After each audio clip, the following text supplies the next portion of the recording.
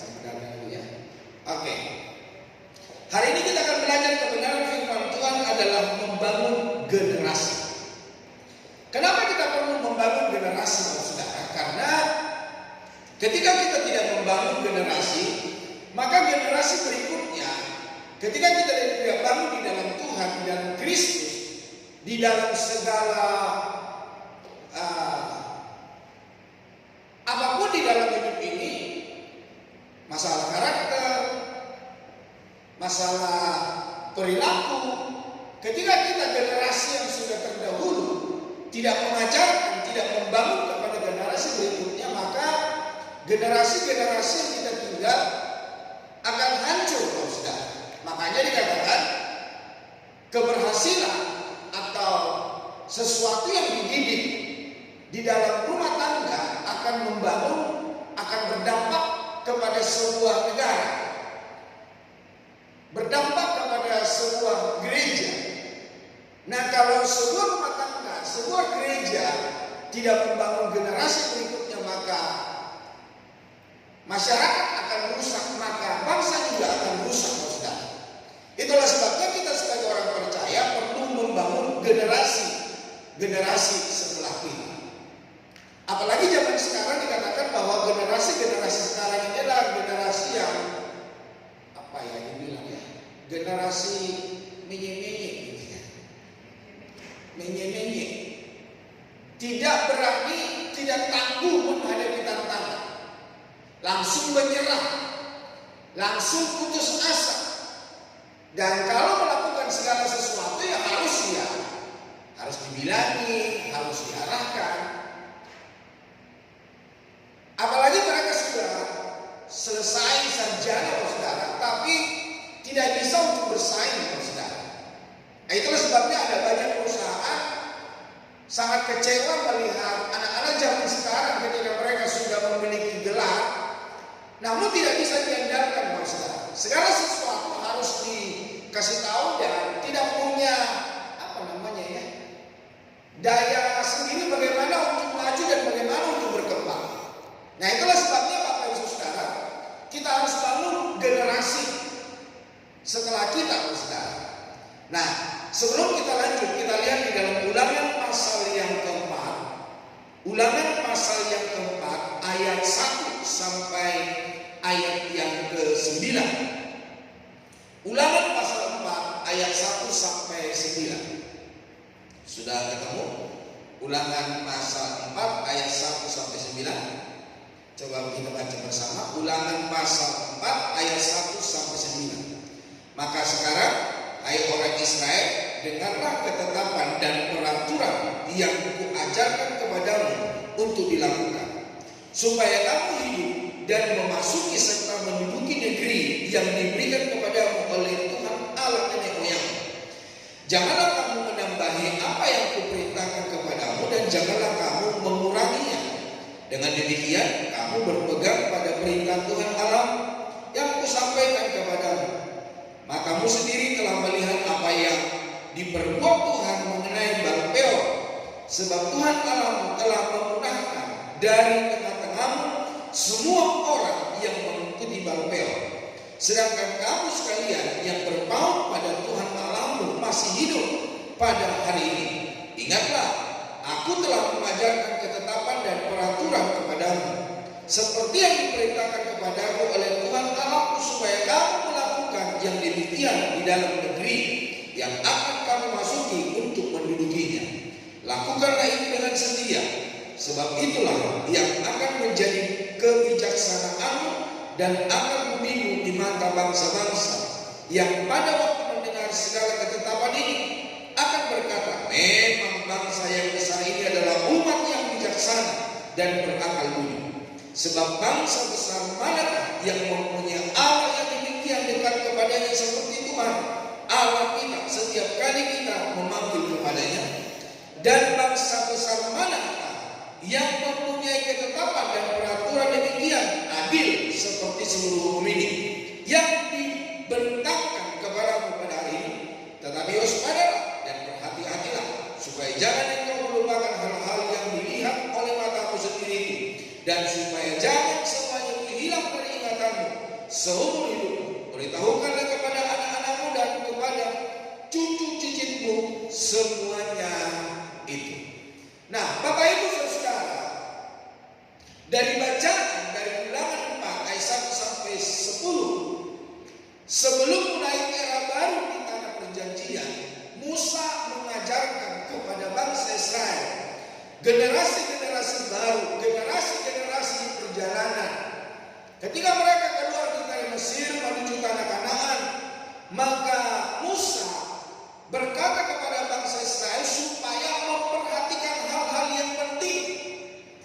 Nah, hal itu tertuang dalam kitab Ulangan agar generasi baru menjadi unggul dan tidak mengulangi kesalahan generasi lama. Generasi yang baru supaya menjadi generasi yang unggul, generasi yang tangguh. Bukan jadi generasi atau punya karakter hamba, punya karakter pembantu, bukan karakter apa namanya ya, yang di bangsa Israel ini diperbudak. Jadi bukan karakter budak, saudara, tetapi karakter orang-orang yang kuat. Karakter kalau itu dalam ketentaraan, ya mereka karakter prajurit. Itulah sebabnya di tengah-tengah perjalanan bangsa Israel keluar dari Mesir, maka mereka diperhadapkan kepada peperangan, saudara. Ada banyak rintangan yang dihadapi oleh bangsa Israel.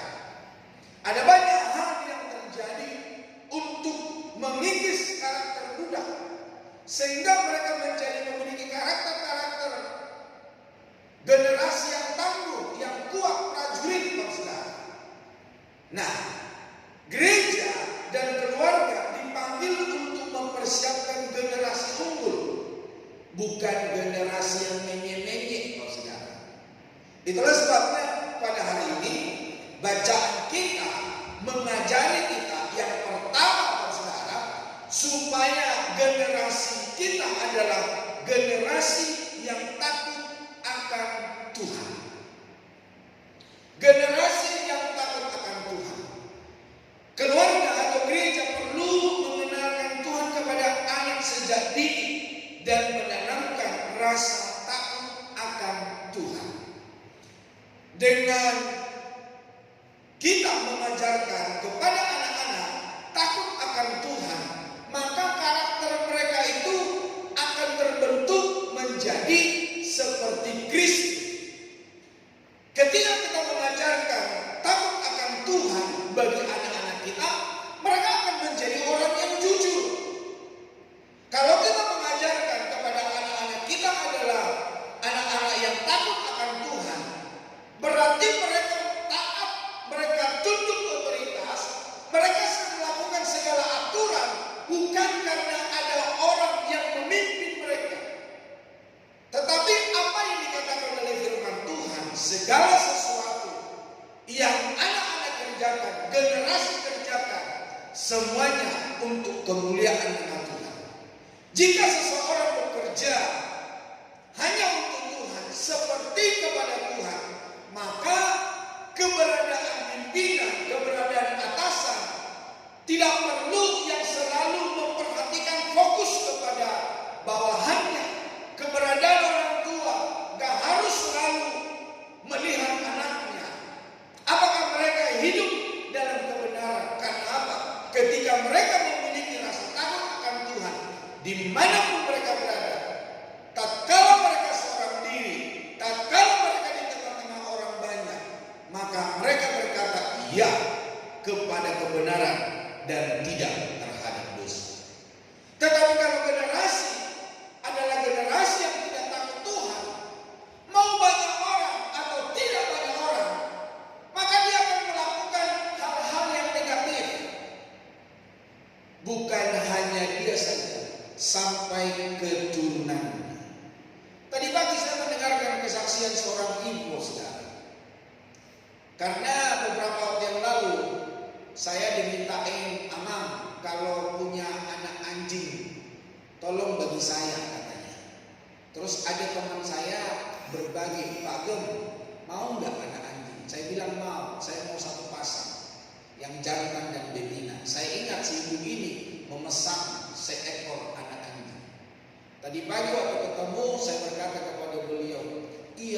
di daerah saya itu banyak pencuri katanya. Tetangga saya itu, mereka itu buka kelontong.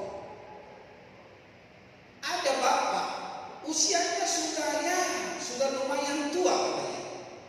Tapi LPG yang punya warung ini dua dibawarai sama bapak ini.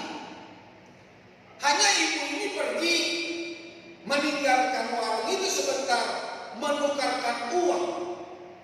Tetapi hilang itu dua LPG. Padahal saudara, warung ini punya CCTV. Dia tahu jelas siapa yang mengambil LPG. Gak berapa lama kemudian anaknya belanja di warung yang sama. Ternyata si ibu ini, cucunya belanja di situ. Ternyata si ibu ini juga gak punya uang kecil. Ternyata Pak Saudara, handphone si yang punya warung itu lagi tergeletak di meja. Bapak Ibu, apa yang terjadi? Handphone itu diambil cucunya. Coba Bapak Saudara, generasi yang tidak punya karakter yang baik sampai generasi berikutnya pun melakukan hal yang sama. Jadi Bapak Ibu Saudara terkasih Tuhan, namun ketika seseorang takut akan Tuhan, dia mau lihat barang yang cukup menarik atau dibutuhkan yang bukan miliknya dia tidak akan ambil Bapak Saudara. Tetapi kalau dia tidak punya karakter kerajaan, dia tidak punya karakter prajurit, 1001 macam cara akan dilakukan untuk apa? Memuaskan keinginan diri. Itulah sebabnya Bapak Ibu Saudara, dalam bacaan ini kita perlu belajar dan mengajarkan rasa takut akan Tuhan. Bukan karena ada pendeta, bukan karena ada orang tua, bukan karena ada pimpinan, bukan karena ada atasan, orang-orang yang berkepentingan sehingga kita melakukan hal yang benar, bukan. Tetapi segala sesuatu yang kita kerjakan adalah dengan rasa takut akan Tuhan. Saya ulangi kembali Ustaz. Ada seorang wanita mahasiswi yang dia sekolah dalam sebuah negara yang maju. Dan di dalam kesaksian itu dia berkata bahwa si perempuan itu kuliah di negara itu dan di satu kota terbaik. Dia mencari sebuah universitas terbaik. Akhirnya dia diterima di situ dan dia pindah ke negara orang itu, maka dia kuliah di sana. Nah, apa yang terjadi sekarang? Ternyata si anak ini dapat belajar dengan baik dan dia menyelesaikan kuliahnya cum laude. Sebuah prestasi yang baik yang sangat menyenangkan. Namun Bapak Ibu Saudara, ketika dia selesai kuliah, dia melamar dalam satu perusahaan terbaik di negara itu, di kota itu. Maka dikatakan lamarannya itu tidak kunjung-kunjung direspon dengan baik. Lamaran pertama, lamaran kedua, lamaran ketiga, sampai pada akhirnya mahasiswa yang sudah tamat kuliah ini, dia merasa kesal karena lamarannya itu tidak direspon oleh perusahaan ternama itu.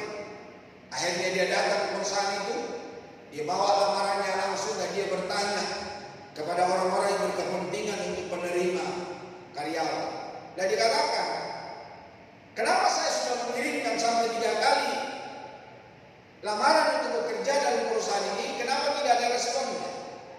Padahal saya kuliah di universitas terbaik di negara ini, di kota ini. Dan saya juga bukan mahasiswi abal-abal, tetapi saya mahasiswi yang memiliki nilai yang menyenangkan. Saya kuliah.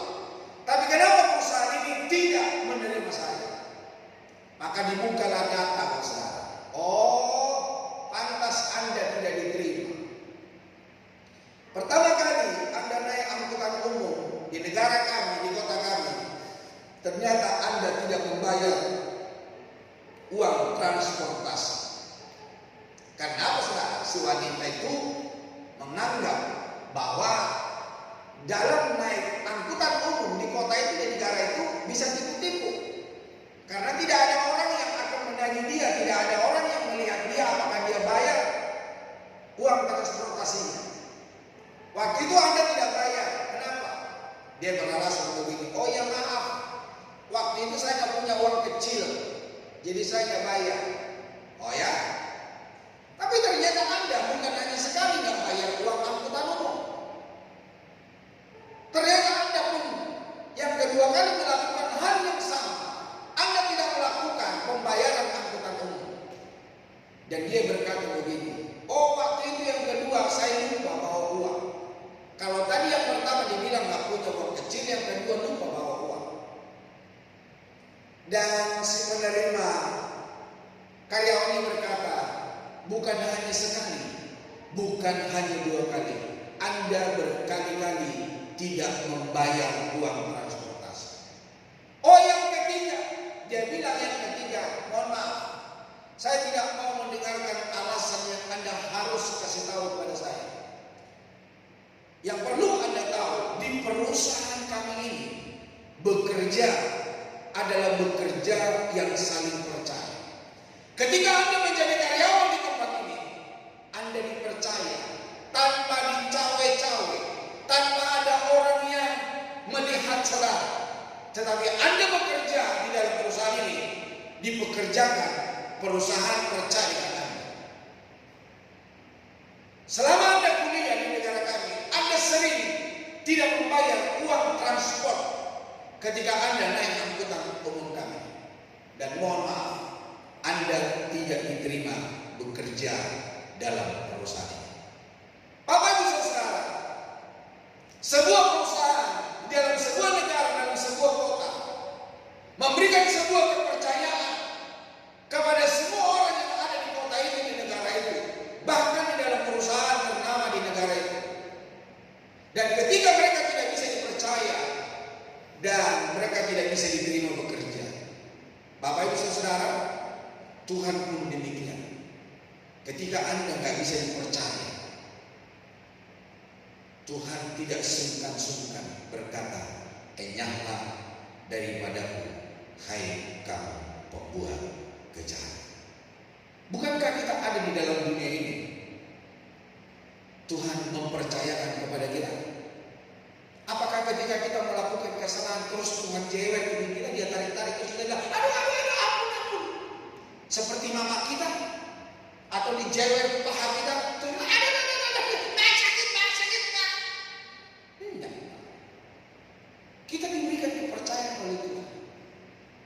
Tapi nanti suatu saat, semua kita akan mempertanggungjawabkannya di hadapan Tuhan. Tuhan akan membuka buku kehidupan. Atau mungkin Tuhan akan membuka kembali video. Nah ini loh kamu loh melakukan ini waktu itu. Mungkin kita bisa lupa, saudara. Tapi Tuhan punya CCTV. Tuhan bilang mata Tuhan menatap kita dari surga, melihat apa yang dilakukan oleh anak manusia. Ketika seseorang adalah orang yang takut akan Tuhan, maka dia akan tetap hidup di dalam kebenaran. Tatkala dia di tengah-tengah orang-orang yang hatinya bengkok, tatkala dia di tengah orang-orang berdosa, dia akan berkata iya kepada kebenaran dan tidak terhadap dosa. Salah satu sikap takut akan Tuhan adalah dengan tidak menambah atau mengurangi perintah Tuhan. Ada banyak orang yang menambah-nambah ketetapan Tuhan. Misalnya begini, ada orang berkata, katanya bohong itu boleh demi kebaikan. Saya baca-baca di dalam Alkitab, tidak ada, tidak ada bohong demi kebaikan, tidak ada. Firman Allah berkata kalau seorang berbohong berarti bapaknya bukan Allah, bapaknya iblis. Coba tatap dulu wajah kiri kanannya, suka berbohong enggak? Berarti bapaknya itu iblis, saudara. Orang berkata demi kebaikan, tidak mau berbohong. Tidak ada di Alkitab, saudara. Atau mengurangi perintah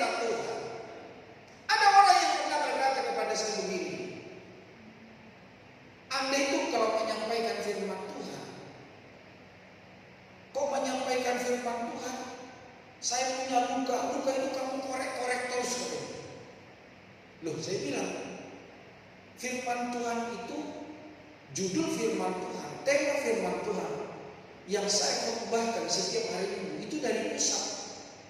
Itu bukan saya karak-karak untuk menuding seseorang. Saya bilang begitu. Dia bilang begini sama saya. Ya jangan vulgar lah.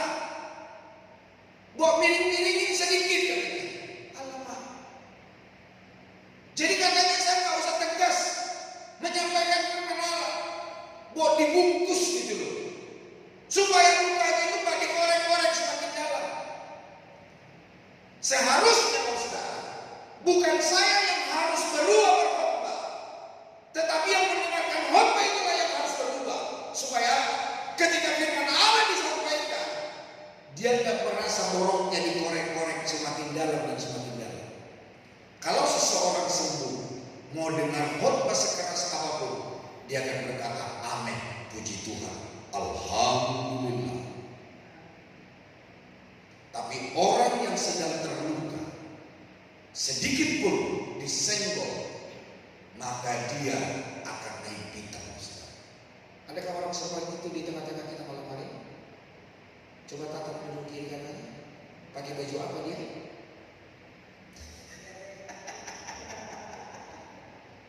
Mari Bapak Saudara, firman Tuhan itu jangan dibungkus-bungkus. Firman Tuhan itu jangan dipoles-poles supaya sesuai dengan keinginan kita. Firman Tuhan itu jangan disama-samakan untuk menyenangkan hati orang. Enggak, Saudara. Firman Tuhan bukan seperti itu. Firman Allah berkata, firman Tuhan itu seperti pedang bermata dua, menusuk orang yang mendengar dan menusuk juga orang yang menyampaikan. Jangan Bapak Ibu pikir ketika saya berkhotbah saya tidak ditegur Tuhan. Aku pun ditegur Tuhan. Nah, tergantung respon kita. Kita mau terima atau tidak? Kalau kita terima, kita dipulihkan, kita diubahkan, kita diperbaharui dari sehari ke sehari. Tapi kalau tidak, kita akan semakin bebal. Keluarga gereja perlu mengajar secara utuh kebenaran firman Tuhan. Bapak Ibu masih ingat visi misi gereja kita? Menyampaikan firman Tuhan yang benar. Gak ada teling aling-aling, saudara. Gak ada juga dari pengetahuan hikmat manusia. Apa yang Tuhan sampaikan, yaitu yang saya sampaikan, saudara. Seperti apa yang disampaikan oleh Tuhan kepada Musa, itulah yang disampaikan ketetapan-ketetapan Allah kepada bangsa Israel. Gak boleh dikurangi, gak boleh ditambahi. Karena memang ada juga orang-orang ketika berkhotbah, saudara, menambah-nambahi firman Tuhan. Kenapa ditambah-tambahi? Jadi dari mimbar ini kesempatan untuk apa? Mengutarakan unek-unek, menuduh seseorang, menuding seseorang, bahkan menyebut nama, bahkan menyebut persoalan orang itu. Berkhotbah gak begitu, saudara. Sampaikanlah kebenaran firman Tuhan dengan baik. Di dalam Ulangan pasal 4 ayat 2 dikatakan, Ulangan pasal 4 ayat 2, janganlah kamu menambahi apa yang kuperintahkan kepadamu dan janganlah kamu menguranginya. Dengan demikian kamu berpegang pada perintah Tuhan Allah yang kusampaikan kepadamu. Nah, di dalam ulangan ini sampai 2 kali disebutkan Ulangan pasal 12 ayat 32, yang artinya, saudara, itu sangat penting. Nanti kita akan melihat bagaimana orang-orang yang menambahi, bagaimana orang-orang yang mengurangi kebenaran firman Allah. Nanti kita akan sampai ke sana. Amsal 30 ayat yang ke-6. Amsal 30 ayat 6. Dikatakan apa di sini? Jangan menambahi firman-Nya supaya engkau tidak ditegurnya dan dianggap pendusta. Jadi kalau kita menambah-nambahi firman Tuhan, kita pendusta. Kita bohongin orang, kita udah berdusta, kita berdusta pula, double dosanya, Ustaz. 2 Timotius 2 ayat 16 dan 17 dikatakan begini, tetapi hindarilah omongan yang kosong dan yang tidak suci, yang hanya menambah kefasikan. Jadi kalau kita berbicara yang tidak sesuai dengan firman Allah, kita bukan fasik, tapi fasik di hadapan Tuhan. Orang fasik. Jadi bukan menjadi orang benar. Perkataan mereka menjalar seperti penyakit kanker. Di antara mereka termasuk Himeneus dan Filetus. Jadi saudara, kefasikan itu, perkataan itu seperti penyakit kanker. Bisa menjalar ke semua orang, tetapi juga seperti penyakit kanker di hidup orang itu yang tidak akan sembuh-sembuh. Penyakit kanker itu adalah penyakit yang susah disembuhkan. Banyak orang ketika mengalami sakit kanker, kematianlah yang terjadi atasnya. Dan kalau seseorang hidup di dalam kefasikan, perkataannya adalah perkataan yang omong kosong, menambah-nambah firman Tuhan, maka dia tidak akan sembuh-sembuh selain hanya kematian dan kebinasaan yang ada di dalam hidupnya. Bukan hanya tidak sembuh di dalam hidupnya, tetapi omongannya, perkataannya itu menjalar kepada banyak orang. Dan itu tidak akan putus-putus, akan mempengaruhi banyak orang. Makanya dibilang begini, kalau nitip uang, uang itu bisa berkurang. Tapi kalau nitip kata-kata, kata-kata itu bisa bertambah. Jadi Bapak Ibu Saudara kekasih Tuhan, mari kita ikuti kebenaran firman Allah, supaya kita gak dibilang oleh firman Tuhan adalah seorang pendusta, atau kita menjadi orang yang fasik. Nah, Bapak Ibu dikasih oleh Tuhan, di dalam Wahyu 22. Nah, apa akibat orang yang mengurangi dan menambahi ketetapan Tuhan? Coba baca bersama Wahyu 22 ayat 18 dan 19. Dibilang apa di situ? Aku bersaksi kepada setiap orang yang mendengar perkataan-perkataan nubuat dari kitab ini. Jika seorang menambahkan sesuatu kepada perkataan-perkataan ini, maka Allah akan menambahkan kepadanya malapetaka yang tertulis di dalam kitab ini. Dan jikalau seorang mengurangkan sesuatu dari perkataan-perkataan dari kitab nubuat ini, maka Allah akan mengambil bagiannya dari pohon kehidupan dan dari kota kudus, seperti yang tertulis di dalam kitab ini. Kalau menambahkan dibilang apa? Akan ditambahkan malapetaka kepada dia. Kalau mengurangi dibilang apa? Tuhan akan mengambil pohon kehidupan yang kudus dari hidupnya. Berarti mengurangi, menambahkan, kita yang rugi. Kalau kita mengurangi, malapetaka yang ada. Kalau kita menambahkan, betul ya?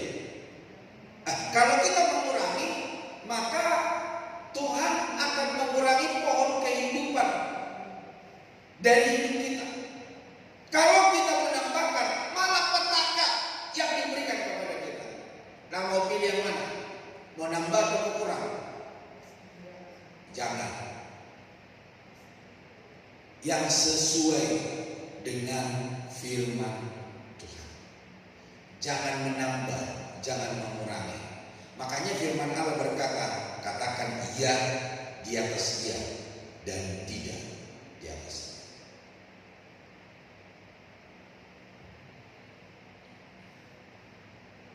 2 Petrus 1 ayat 5 sampai 8. 2 Petrus 1 ayat 5 sampai 8. Firman Tuhan berkata begini. Justru karena itu kamu harus dengan sungguh-sungguh berusaha. Sungguh-sungguh berusaha. Jadi bagaimana kita untuk hidup benar? Bagaimana kita hidup sesuai dengan firman Allah? Usaha. Gak bisa saudara kita santai-santai. Oh, dan nanti saya akan benar sendiri. Saya juga nanti akan berubah. Harus ada usaha, harus ada kemauan, usaha. Untuk kita meninggalkan dosa itu usaha, Pak. Dosa apa yang tidak Tuhan mau dalam hidup kita? Usahakan tinggali. Tambahkan imanmu, usahakan.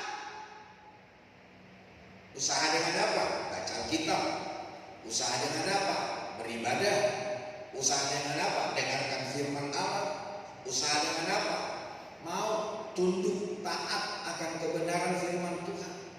Ketika kita mendengarkan firman Tuhan, usaha kita, ya aku mau lakukan. Tergerak dan bergerak. Ketika di gereja kita dengar firman Tuhan, kita tergerak. Kita keluar gereja, kita bergerak. Ya, saya harus menjalankan. Jangan hanya tergerak, tapi nggak bergerak. Di dalam gereja berapi-api, bergejolak mau berubah, tapi keluar pintu gereja tidak ada yang berubah. Tidak ada yang dilakukan kebenaran firman Tuhan. Malah ngata-ngatain pendeta, itu pendeta enak aja itu ngomong. Pak, bukan pendeta enak aja ngomong.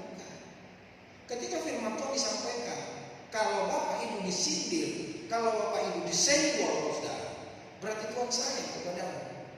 Karena Wahyu berkata, siapa yang kukasihi, ku tegur.